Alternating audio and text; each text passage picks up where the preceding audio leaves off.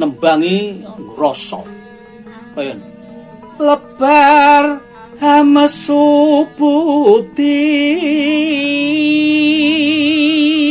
Ora usah diwarna-warna nek karaoke ngono ku jenenge nunjang musike kancane aku nembang piye. Ya ora iso. Aku ki pokoke kudu murba musik.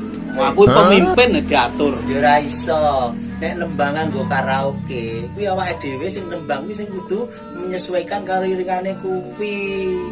Ya ora, nek arep gawe karaoke mbok omong aku sik. Aku ki nek gawe cengkok anu barang ki aja dipadake njuk Yen gamelane ben manut sik nembang, kendange manut, kenonge manut, kabeh manut. Wis mendingan ngundang wiyaga dhewe wae. Bayar wiyaga sak akeh sak gamelane, sak panggunge sisan, sak studio rekamane sisan. wis ora iso. Pokoke aku ki mau diatur karo iringan. Mbah, Aku ki ngatur. Beli bakmi wae. Ketengku priye? Oh nganu apa kok kudu pas kudu padha karo dene ndi kuwi? Bakmi. Bakmi.